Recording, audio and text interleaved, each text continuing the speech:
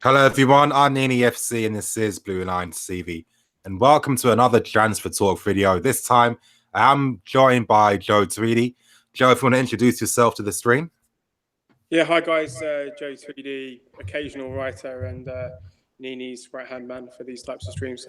Yeah, perfect. Yeah, exactly. And yeah, you guys, it's been a long time coming. Apologies for not releasing the other Sarri videos. They have been taking a long time, so expect to see them for tomorrow.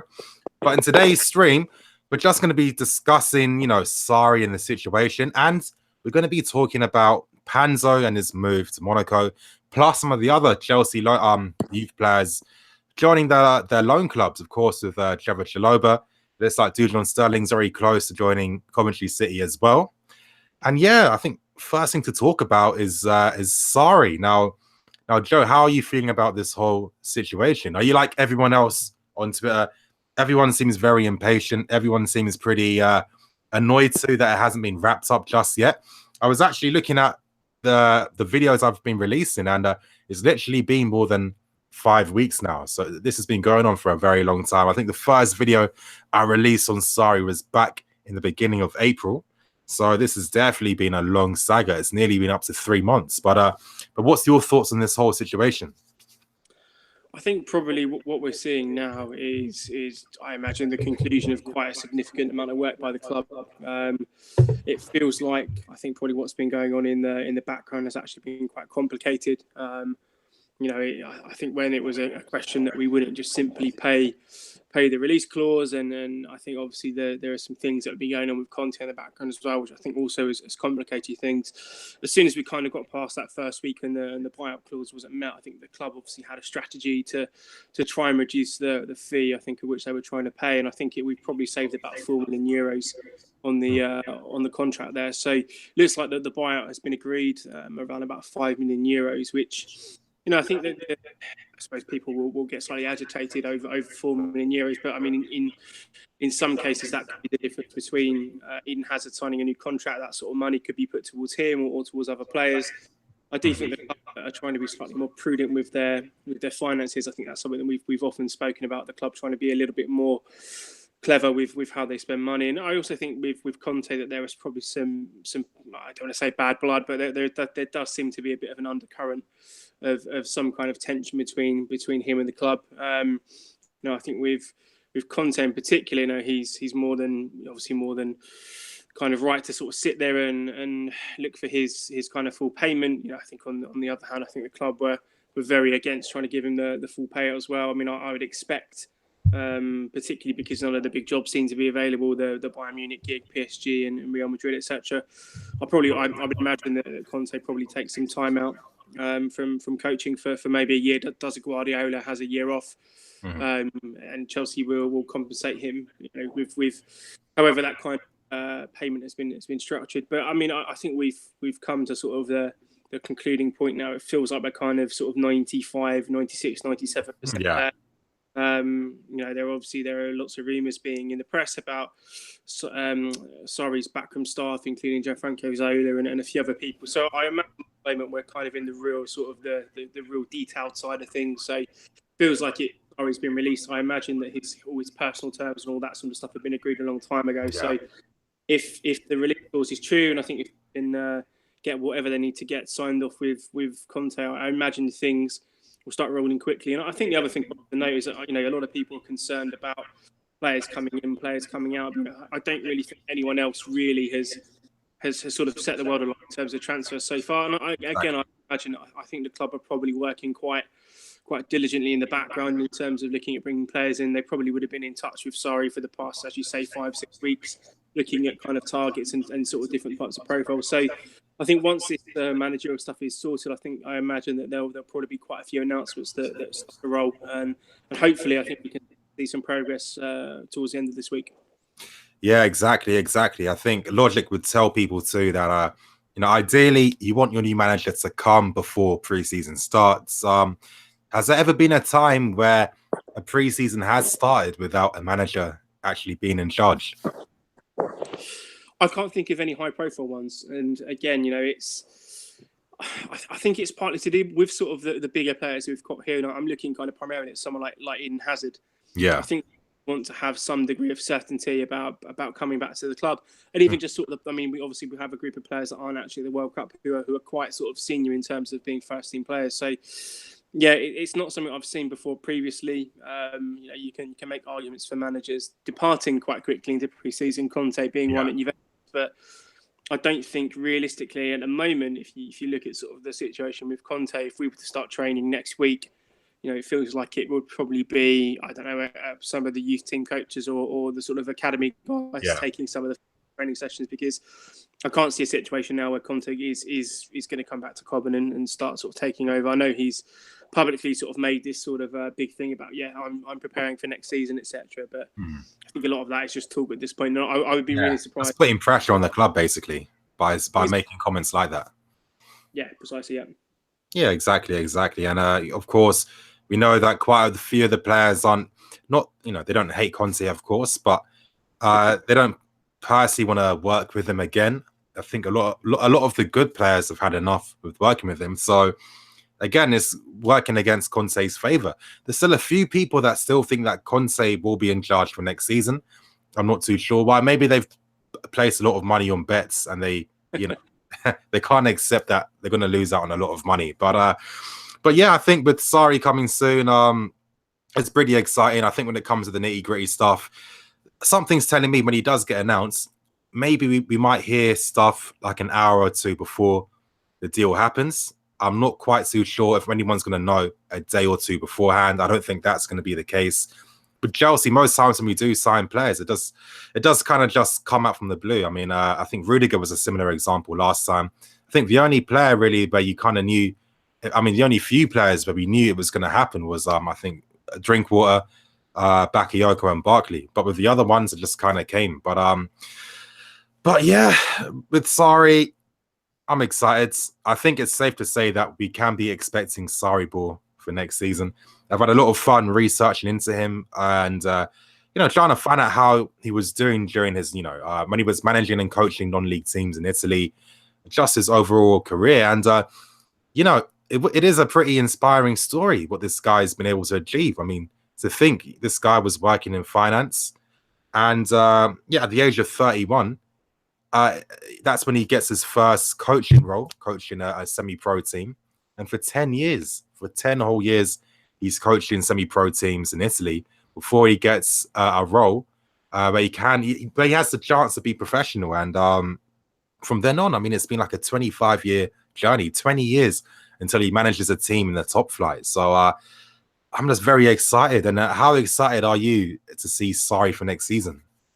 Yeah, I mean, I think he's the outstanding candidate. I think that we've been looking at, and just some of the opinions of people like Guardiola and Arrigo Sacchi. So you've kind of got the two almost complete opposite worlds of the footballing spectrum. Sacchi being the guy who was kind of famous for bringing in that sort of catenaccio defensive style of football, and Guardiola the complete opposite.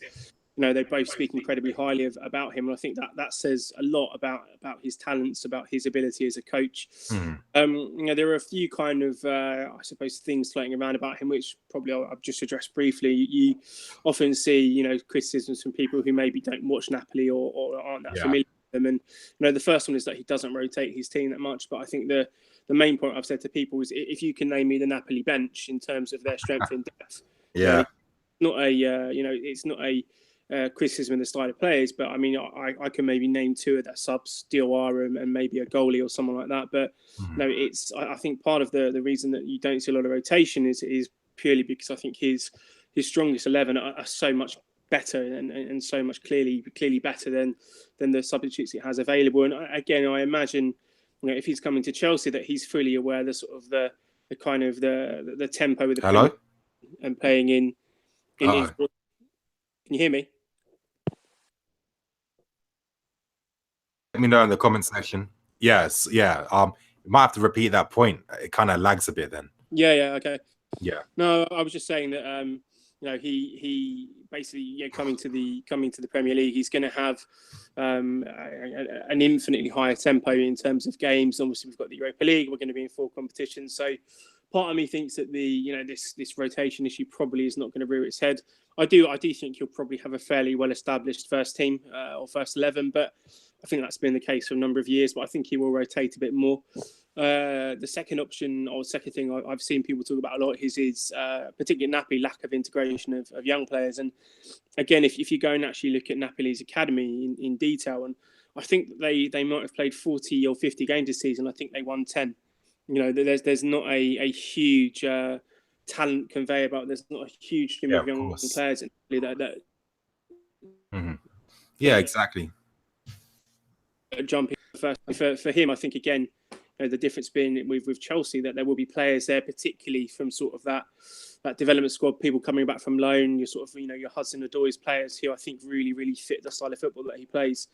And the last one, I've seen some very, very strange comparisons to Scolari. I'm not entirely sure where that's kind of reared its head. You've got a guy who has turned Napoli into one of the best footballing sides in Europe, versus who we got in, who was clearly not a club manager anymore, was clearly well out of his depth when he came to Chelsea. So, yeah, I mean, I'm super excited. I think a lot of the criticisms I've seen of him are not particularly well founded. Like you said, he's got quite a unique pathway into being a professional manager, and I don't think he's ever really been at a team where you would expect them to win trophies. So again, you get this argument that he's not won anything, but that can be the case of many coaches and many players that we've had. When we had AVB, he was coming off a treble. Porto were the hottest thing in Europe, and he was pretty abysmal at Chelsea. Scolari was a World Cup winner. Came to Chelsea again, was pretty terrible. Di Matteo, experience won the European Cup. So, there's a lot of examples, I think, which contradict this notion that a manager has to have like a CV full of titles for them to be a Chelsea manager. I think what we'll probably see with Sarri is a complete change in philosophy, a complete change in style. And we may not win a league title for the first 3 seasons or whatever, but I think he's going to set the direction for the team. And importantly, for the club, I suppose, for the next 2 seasons plus, and then I think realistically you can start looking at bringing in some younger managers who kind of fit the same sort of style. I think you need someone to kind of kick that off, and I think Sarri is the guy to do that. Yeah, 100%. I agree, and I don't know. I kind of feel that there is so much good information in regards to Sarri that's been coming out from people writing articles, videos, etc. I still can't understand why a Chelsea fan wouldn't feel excited about, Sarri's imminent appointment. I really don't understand. This whole point that he doesn't rotate, I think that's kind of like a myth now that's been exposed. I feel that we constantly repeat this point anytime we do live streams as well. Yeah. We can't always keep repeating it all the time. Sometimes I've realized that people just agree with what they want to agree with. They don't necessarily care about facts. They just don't like to be wrong. But yeah, with Sarri, I think good times are definitely coming. I do definitely think, though, that when he does come, I think one underrated facet about his management style is that people think that it takes him a very long time to get his teams to start working. I think when he took over from Benitez at Napoli, immediately the defense got much tighter. I think that season under Benitez, they conceded 54 goals. And that's one thing that he immediately improved upon. And I'm going to touch upon this in greater detail in videos coming out this week. But, one thing I found definitely interesting when researching into Sarri was the fact that the number one thing he constantly focuses on and really makes sure that he sets his team up perfectly in is that defensive structure, is that, that defensive line as well. And I definitely think that one facet of Sarri's coaching and the system that gets forgotten about is just how good defensively his teams are. Yeah. And how I see it too is, we've had someone like Conte where, we all know the suffering. We know that the players suffer in training too. They rarely even play with the ball due to this shadow play defending that Conte does like to instill in the teams. I kind of feel that, naturally progressing to Sarri is going to complement a lot of the players, because in a way, our team is pretty drilled when it comes to, positioning and keeping their shape and line. I kind of feel that Sarri is going to be that natural complement, and you have that defensive structure, but they're allowed to express themselves. They get the right support in the attacking final third. And I think because of that, I think that I personally feel that we will just keep on running and just get things going straight ahead. I don't think there will necessarily be like a transition periods. No, I mean, and I think I suppose both the benefit and the curse of this World Cup is that every team's in the same boat. So Yeah, if he comes back, he's going to have the same period of time to work with the team as other coaches. And I think you're right. The change in style from Benitez to Sarri was maybe you could see it after 5 games. I mean, you could see yeah. the sort of change from the game, but I mean, after 5 games, they resembled pretty much a completely different team. And the way that he plays this kind of vertical tiki taka that he kind of is this Sarri ball style, it really starts with the defensive stuff. And there's no kind of real questions as to why someone like Kalidou Koulibaly is now being touted as £100 million defender, because Yeah.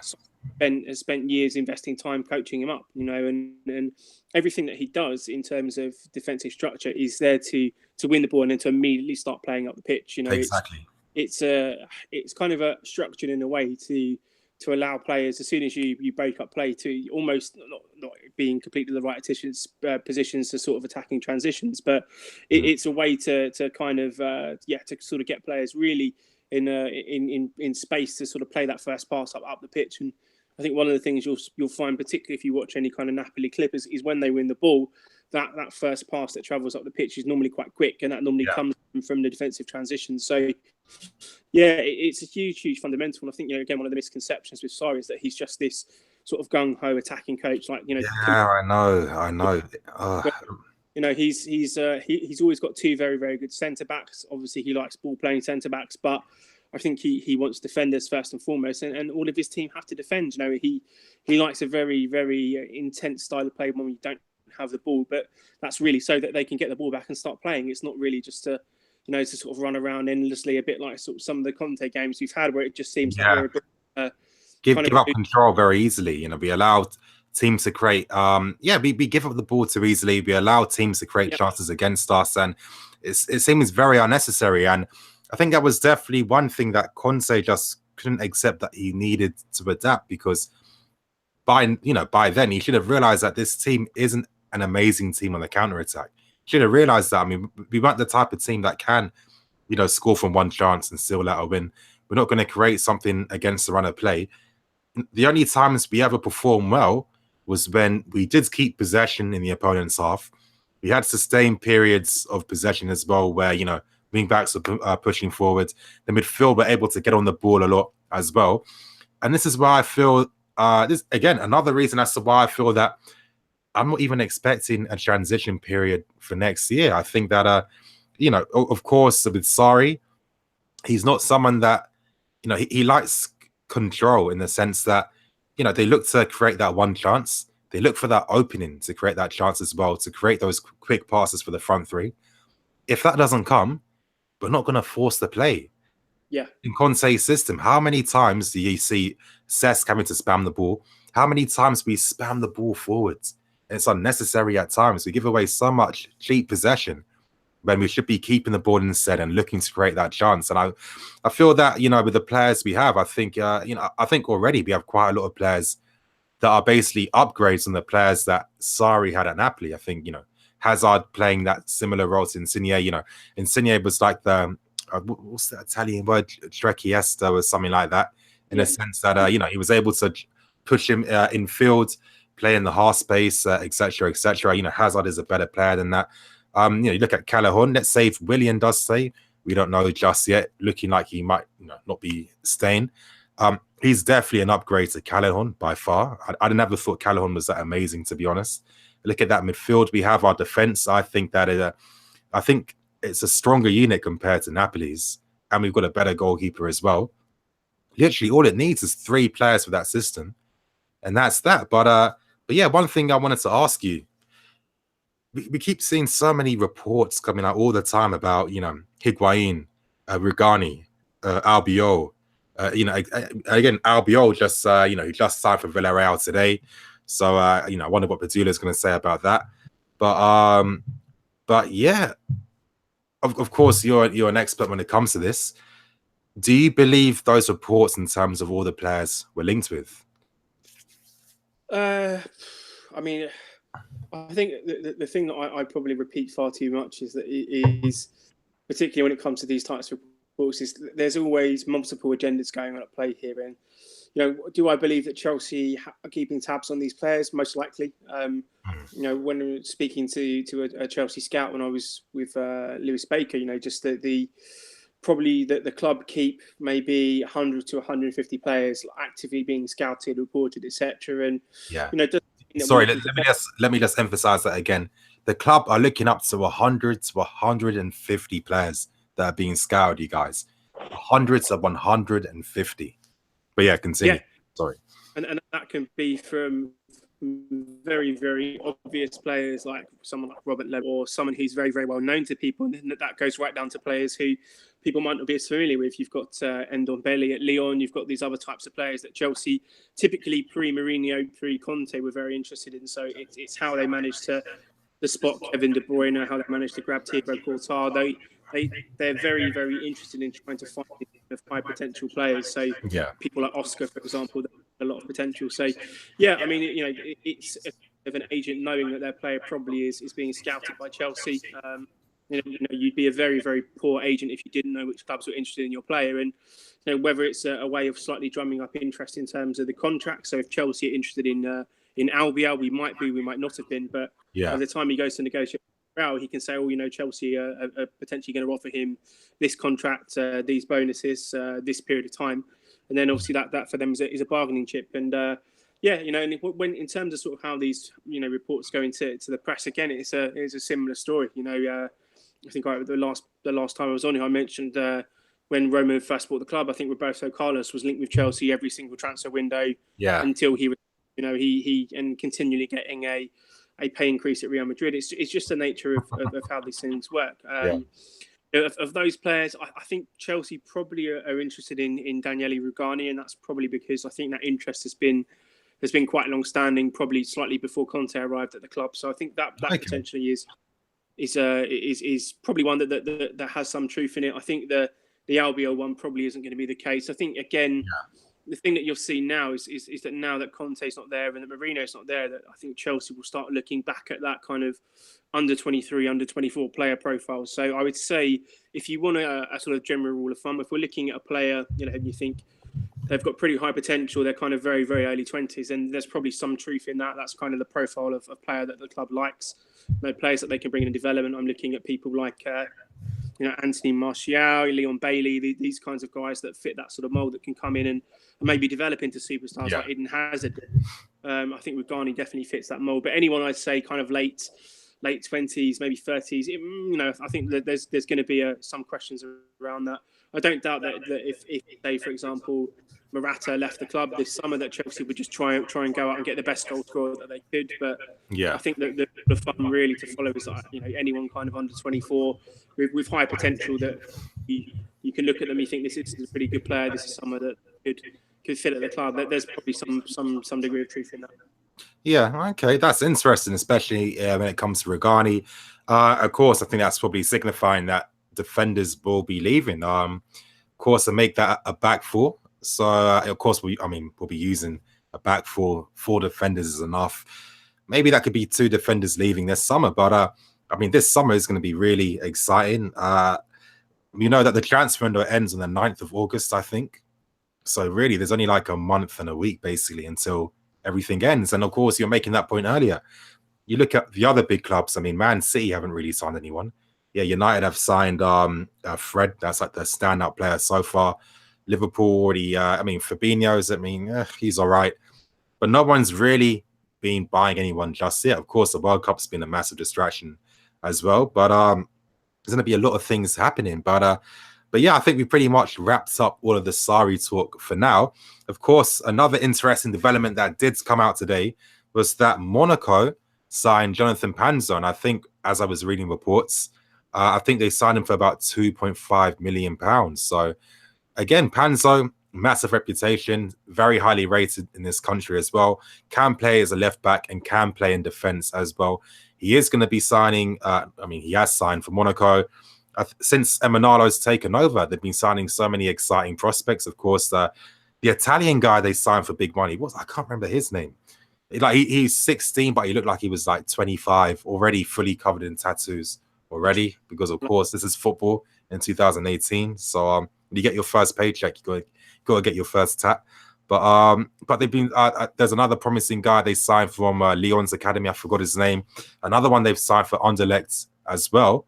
And it looks like Emanalo he's got the full reins to really start, maneuvering Monaco in the direction that he would like to do. And what's your thoughts on Pansa leaving the club? Do you think that he made the right decision?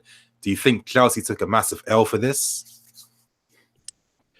I mean, I think first and foremost, it's a huge loss because I think Pansa is probably one of the most centre backs we've had at the club, and I'm just talking about natural talent here. I think there are some questions about his application. I think he's so naturally talented that this guy won a World Cup sort of in cruise control. So yeah. And personally, he was one of my favourite academy players. I know we've spoken about him kind of offline quite a bit. Disappointed that he's gone, but I think that this is going to be a trend that's going to start emerging from Chelsea's academy. And a lot of these young footballers now, particularly with the representation they have, with the agents, and with other things, are looking around Europe and looking at the Premier League. Their pathway to become a first-team footballer is much, much clearer at Monaco, at Dortmund, at whatever one of these clubs is going to be than it is at Chelsea. And that's got nothing really to do with the talent level of the players involved. So I do think Pansa potentially has the talent to be a Chelsea player, but he's 17, 18. He could be a first-team player at Monaco by the time he's 19. And I think we've seen, particularly when you look at someone like Ethan Ampadu, how those kind of handful of first-team appearances kind of give you a little bit of edge over those who might be more talented than you. But I think they give him a bit of an edge. And I think there were from January that there were clubs like Ajax and PSV and Dortmund and a few other clubs in Germany were looking to take him on a transfer in January, but I think the club kind of obviously managed to keep him around for whatever reason. But I think for him personally, he's probably made the best decision for his career. I think Monaco, you can see that they do bring players through. I think with Emanalo, there was obviously an attraction there for him. But I mean, I think it's going to be a thing that we're going to have to keep seeing, because until these players see that there is pathway to the first team that doesn't necessarily involve them going out on loan for 4, 5, 6 years. It doesn't involve them having to sort of jump through loopholes and to go way above the kind of call or way above the benchmark that other players we thought have to. And this is the norm. And Chelsea's model so often has been about putting them on loan, selling them for kind of a small profit. But if these top players start leaving the club at 18, then that really is this Yeah, of course. I mean, it puts a lot of pressure on the club. And again, I mean, this summer so far has literally been about pressure. Conte's trying to apply pressure. We're trying to apply pressure to ADL, etc., etc. But I do think it's quite what's the words that slip my head? But obviously with Trevor Jaloba joining Ipswich on loan, Pansa going to a better club where it looks like he'll have more stability in terms of transitioning from playing youth team football to first team football on the top level for a top team as well. It's going to be interesting to see whose career is going to develop the quickest, or who's going to excel from there. I mean, logic will say that Pansa most likely will probably make a bigger impact. I think that with his talent as well, I definitely see Monaco using a player like him, because they're not opposed to using young players. I think with his attributes, his height, his offensive abilities, he's great on the ball.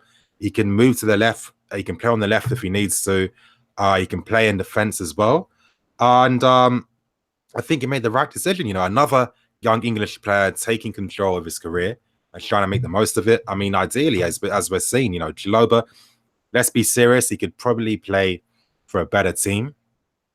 Him moving to Ipswich, I mean, there's talks of him being used as a defensive midfield player. And what do you think about that? I mean, is that something you find exciting? To be honest, I've never really seen, a young defender, let's say he plays midfield and he comes back in defense. I've never seen that. Most times they just end up playing in defense. I think it was similar for Nathaniel Jaloba. He started out as a defender at the club. When he went on loan to Watford, he was using midfields. And then from then on, he's just become a midfield player. Can you see Jaloba making that same transition? Or do you think that maybe the reports aren't as accurate as what they were saying? No, I mean, I think the defensive midfield, or the midfield, sort of makes quite a lot of sense. speaking to people that work with him, I think the one thing that they're looking him to develop is his sort of ability in the air.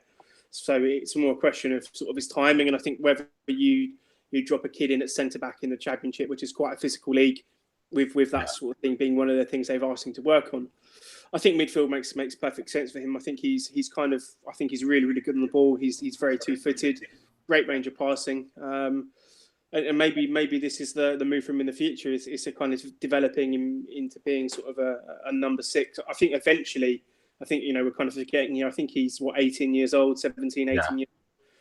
He's got another 4 or 5 years of growing and also obviously maturing as a footballer as well. So I think he might be one of those that, because he's young and still learning the game, I think playing him in midfield is a pretty good place for him. I think again it's something that you saw with De Ligt at Ajax, was when they pushed him into midfield when he sort of broke into the team to sort of being more comfortable on the ball and playing, and then they dropped him back into being a centre half. So I think Chalobah, if he can follow that kind of pathway, then I think realistically, I think he's an incredible talent.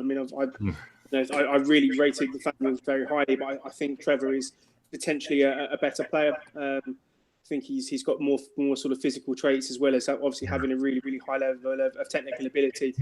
And the thing I think that will suit him in the Championship is he's very aggressive. And I think one of the things that you see, particularly from some young players, is that when they sort of transfer into playing kind of adult or men's football, they lose that aggression, or they don't necessarily carry that with them. But I think with him, particularly when we saw him play in the Deca Trade Trophy, he was more than a match for the guys he was playing against physically, and I think we're doing well. And I'm quite hopeful actually. I think he can have a really good season there. Maybe needs a season in midfield to then drop into defence, but I think it'll be a really, really good learning curve for him. Maybe. I don't know. I don't know if I necessarily agree. I just think that with the nature of football, let's say let's say hypothetically, he's at Ipswich, he plays the whole season in midfield or as a defensive midfield player.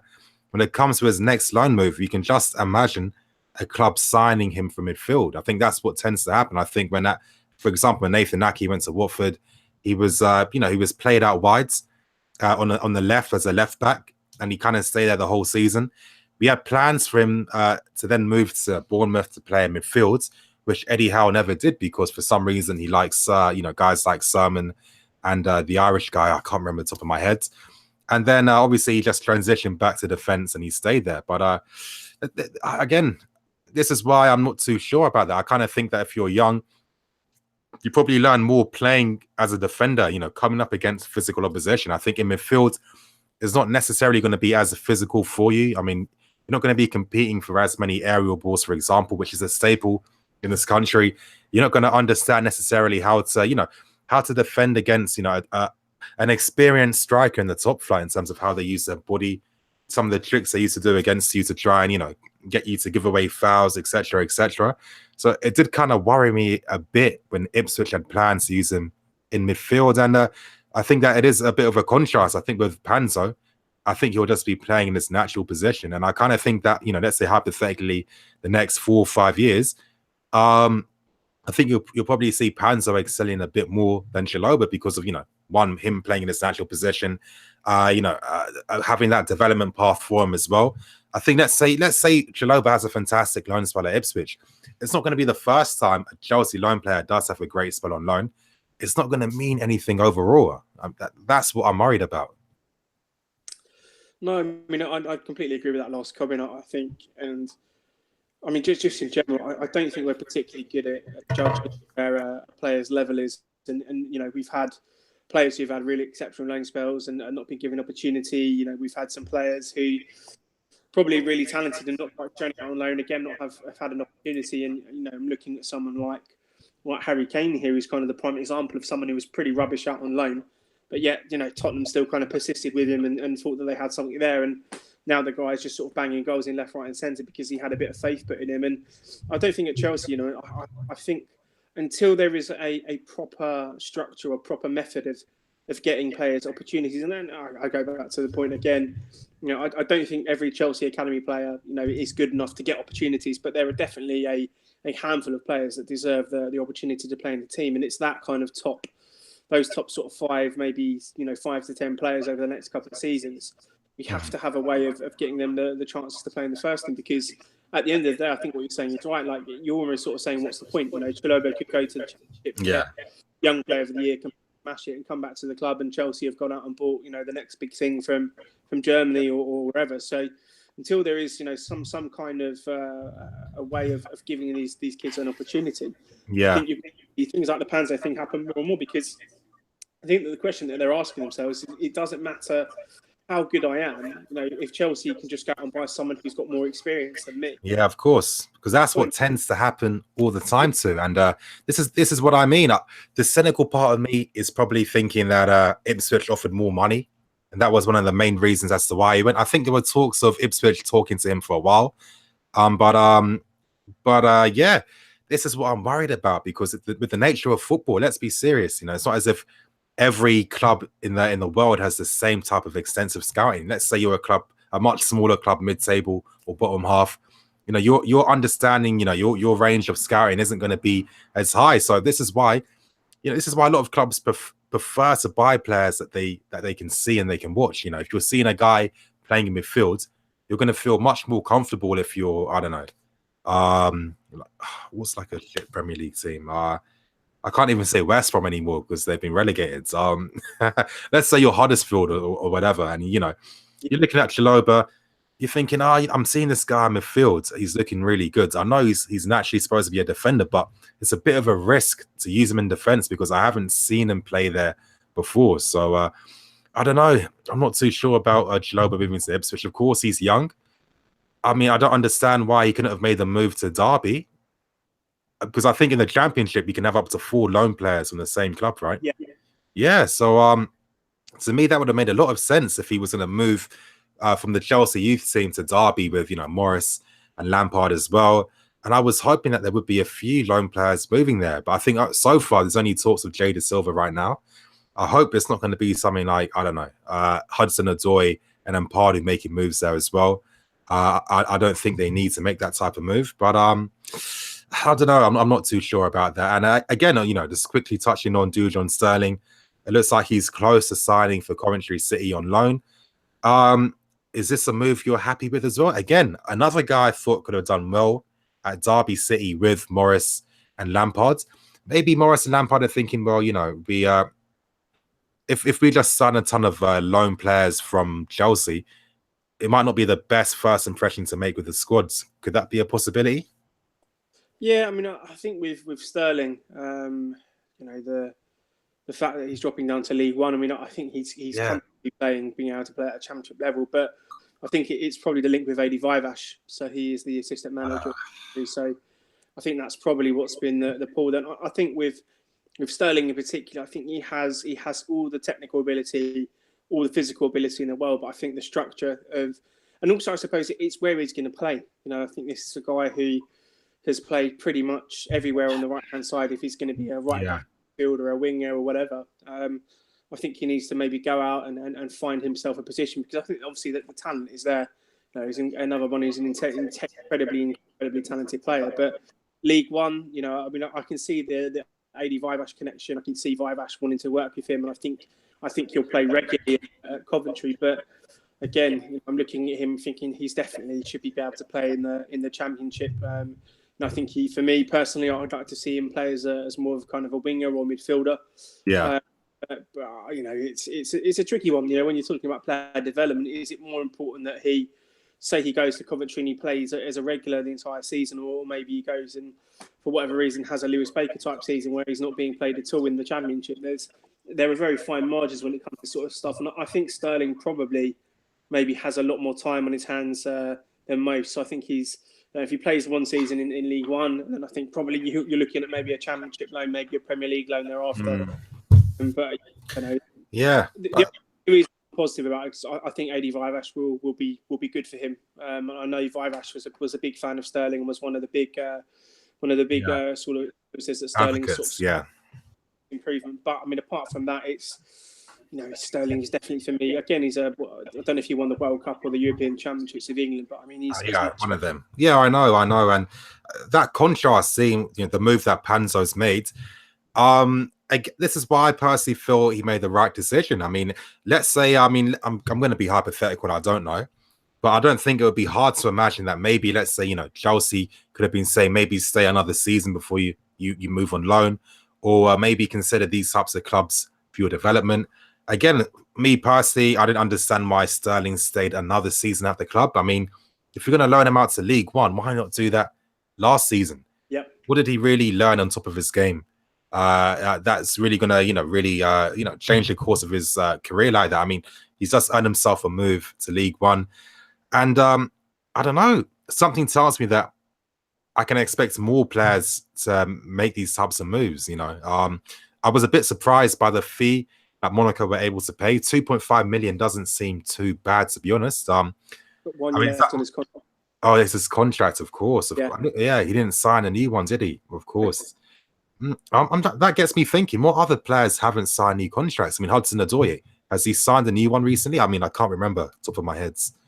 I think he might have. I know that the reason that that Harvey Sinclair has gone to. He's gone to Vicenna. Yeah. And one of the players who had a contract offer and didn't want to take it. So I think what a lot of these players are now conscious of is that when they come to sign that first sort of professional deal, that they either have the option of doing, if it's getting a better wage at Chelsea, or going and actually playing football. And I think now a lot of players, and one of the questions I always, not questions, sorry, one of the comments I always see kind of made about them is that they prefer being footballers than actually playing football. But I don't think that's really the case now. I mean, you're looking at players who are turning down better contract offers from Chelsea to go and play football, and all they want to do is to actually go and play football and try and become first team footballers. So for Pansa's sake, I imagine that the potential contract offer from Chelsea was probably higher than what he's on at Monaco. But yeah, for sure, he kind of backed himself to go to Monaco and develop and play. And you never know. I mean, by the time he's 20, say 3 years time, he might have played a fair bit for Monaco, and a 20-year-old English centre back who's played maybe a season of a first team football is an incredibly hot comment. So it's.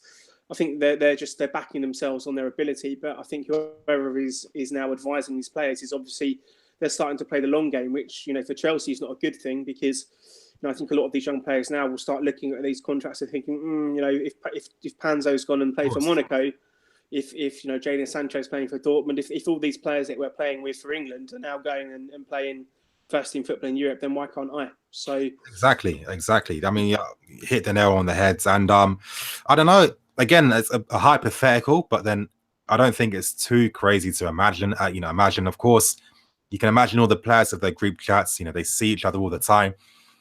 It's not a surprise if let's say older heads are giving advice on what's happening. I mean, if you're a player behind the scenes, you know what's happening behind the scenes. You know why maybe this player went here, that player went there, and I think that to already see two players leave says quite a lot. I mean, with Harvey Sinclair, let's be serious. With a guy like that, he knows that if he stays in the loan system, his career it's not gonna be too great. I mean, at least moving to Vicenna, he's in control of his own fate. He's got a chance of playing in the first team as well. And I think the same thing with Pansa. I mean, I think for next season, I think he'll definitely make his debut for Monaco next season. Maybe if it's in a cup game or something. But if he was still at Chelsea, he wouldn't even be anywhere near the first team. He wouldn't be looked at. He'd be seen as a massive risk and liability, etc., etc. And then, by the time he gets a decent move, he's 22, 21. And then by then, other players, have been bought by other teams. They've got better reputations, etc., etc. And then, football's all about taking your chances. We see it all the time. We're seeing it with Sarri right now. Sarri's trying to, he's been doing everything he can to force this move to Chelsea, which makes a lot of sense. I mean, it's his first, this is what he's been working towards, an opportunity like this for the past 25 years.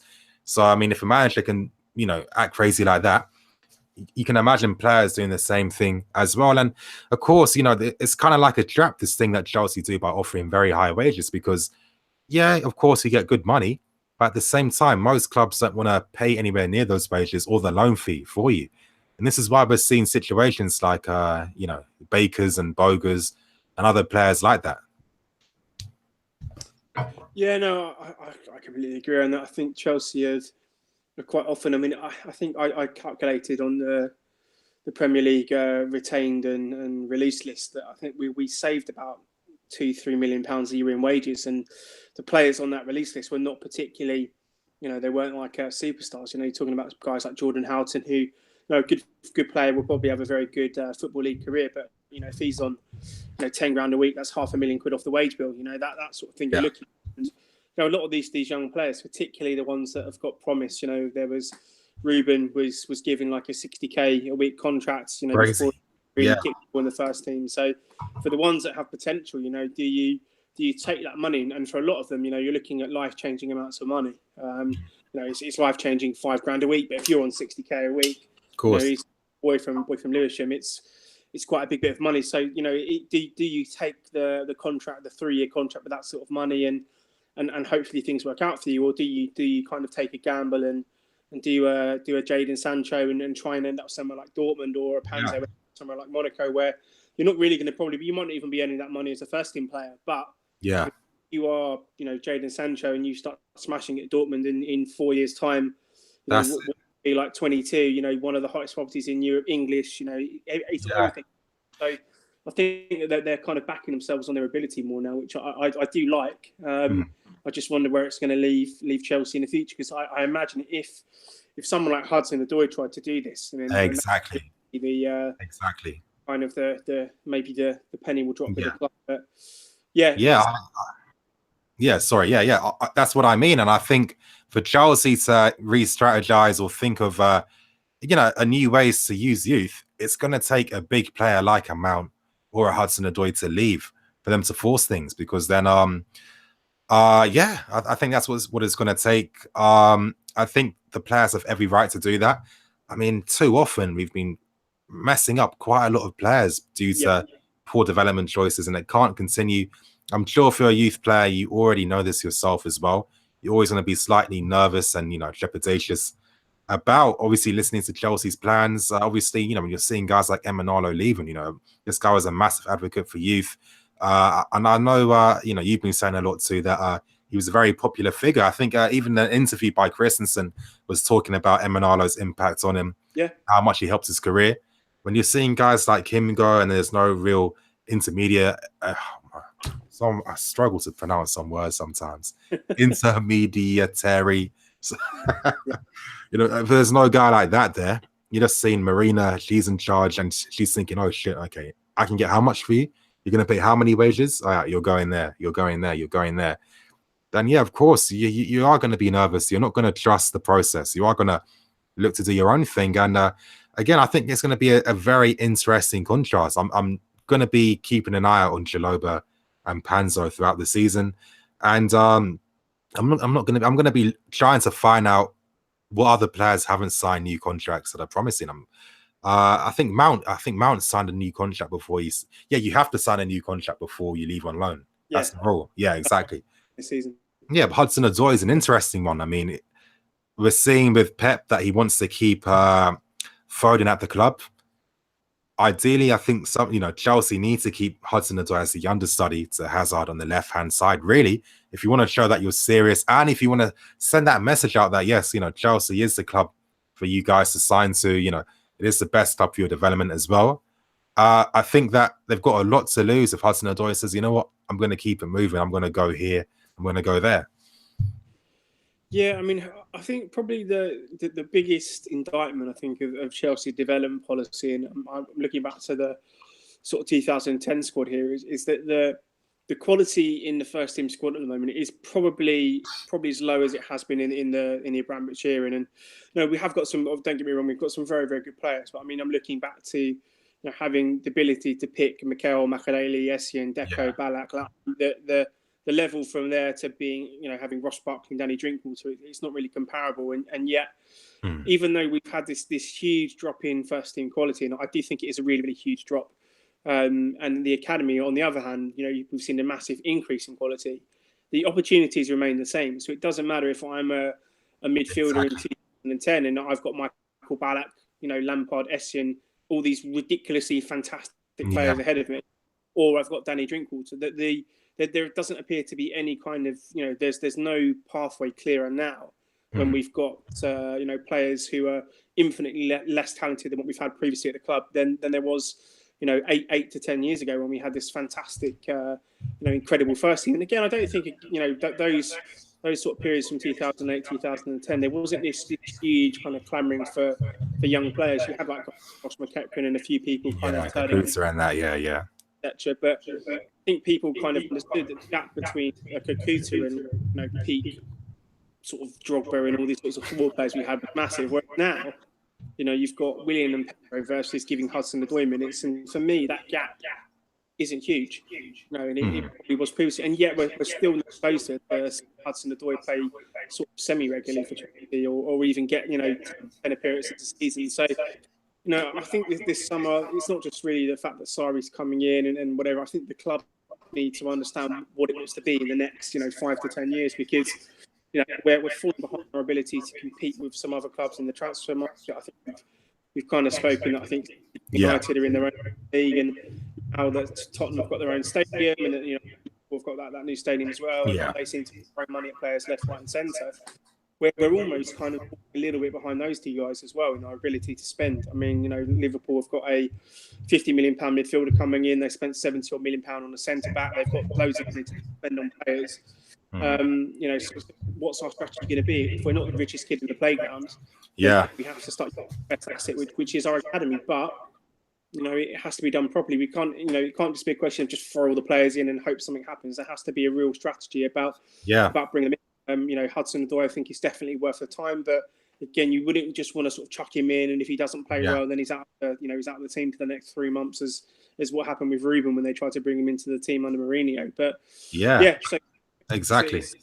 Just need a real think about what kind of club you want to be. If it's going to be around developing players, whether that is young players who put in or transfer and academy players, then that for me is going to got to be the biggest change of something. Is falling further and further behind in the transfer market, so we kind of need to sort of go about things another way.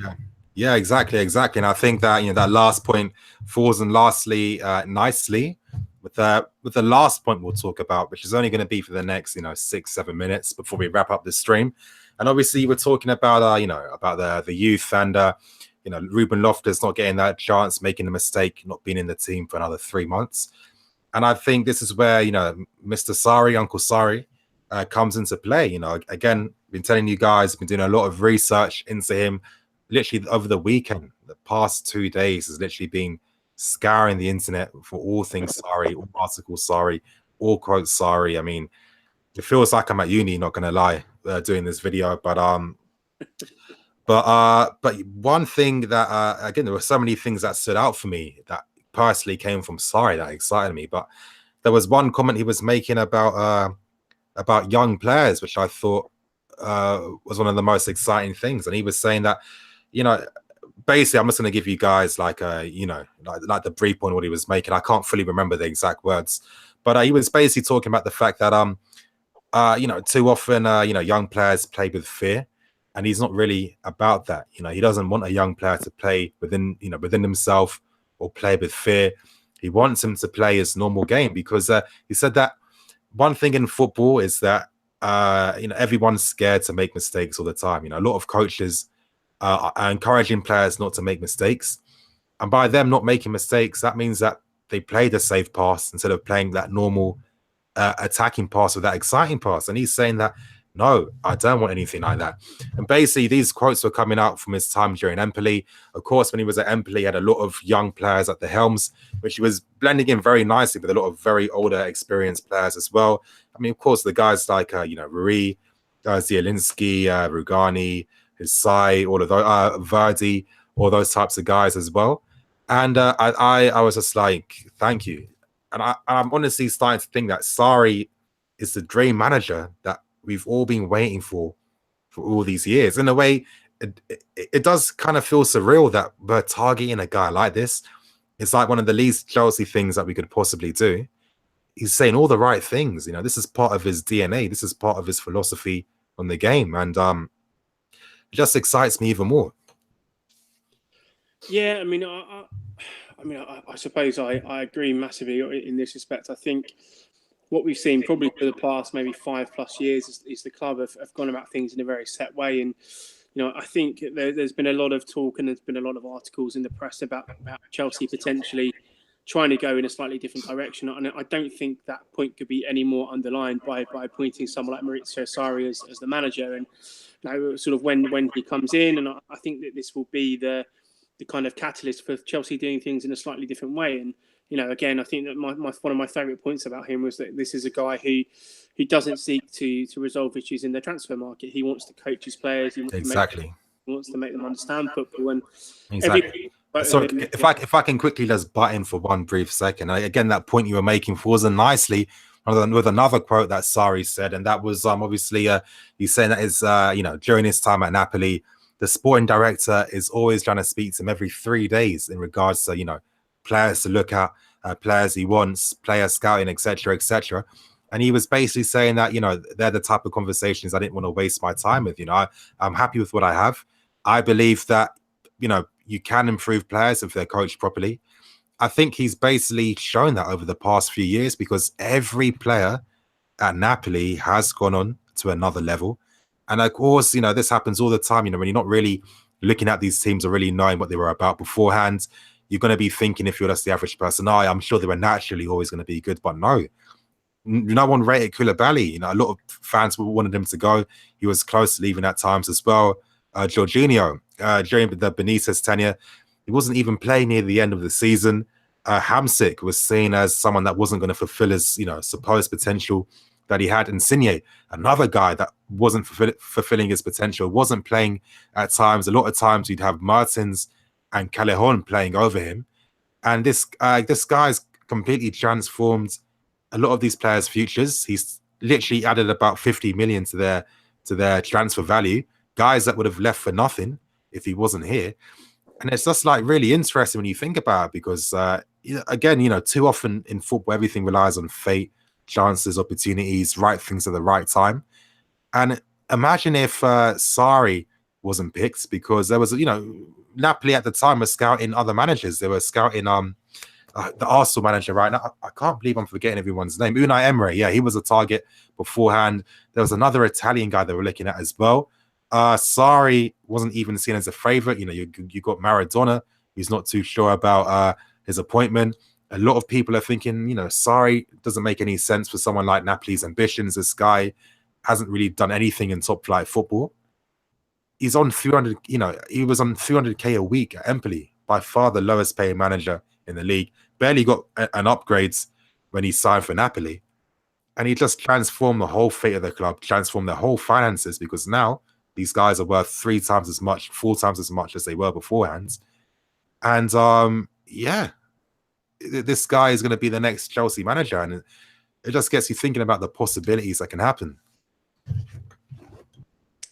Yeah, I mean, I look at a handful of players, and even some of those I think were a little bit, well, I say a little bit, were really under par last season. I'm looking at someone like Bakayoko, for example. I think that there's something in him that there'll be a player. I'm hoping someone like Sarri can unlock that. But, you're looking at Eden Hazard, playing in a system that is built around him, that suits him, that enables him to play at his best every week. That, for me, is probably the most exciting thing. And as you say, guys like, Dries Mertens, for example, I mean, he's basically given him a career. Yeah. It's not kind of exaggeration to say that he's kind of revived and kind of repurposed so many players. But I think actually giving him someone as talented as Hazard, I think he's going to be overjoyed. And the thing I think I'll say as well, there is a lot of pressing, a lot of stuff like that in Sarri's team. But I think if you're in a team that your whole entire purpose is to attack and to play kind of free-flowing football, then of course likely to want to do the pressing, to get the ball back, to start playing again. I think sometimes with Conte, I think because the tactics or the play with the ball wasn't necessarily that enjoyable, the players were like, of course, we've got to sort of suffer and get the ball back again. But I think with Sarri, I think what we'll see is, I think the team will have a bit more freshness, will have more energy, because they know that when they get the ball, they can actually play with it. There's a plan in place for them to use the ball, to use their talents, to move the ball quickly, to create chances, to score goals, and it's not just a case of nick a 1-0 and holding out. So, yeah, I'm super, super excited by him. I think that the potential is there for him to really transform the club.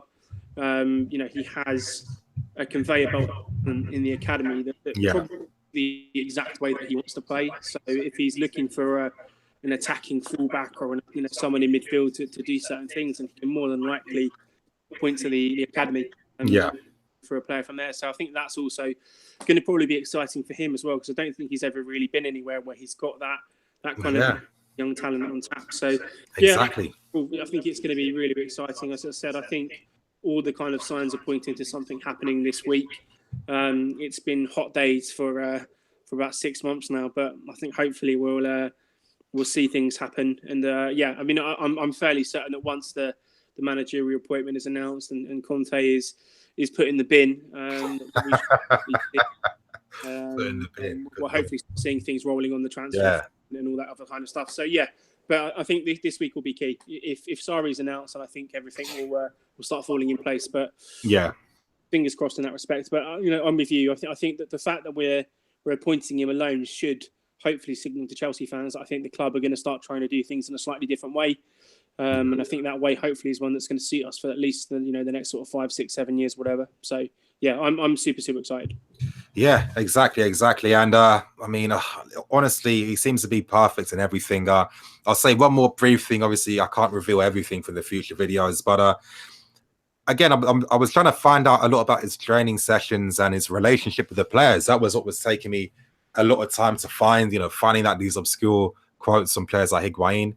I'll tell you the quote that that Sarri said himself, and he likes, when he manages the teams and the squads, because he's got a fantastic relationship with the Napoli players. They all love him, they all play for him, and I think when you're a manager that has the team behind you, it does make your life easier. It is going to help you achieve your goals much quicker.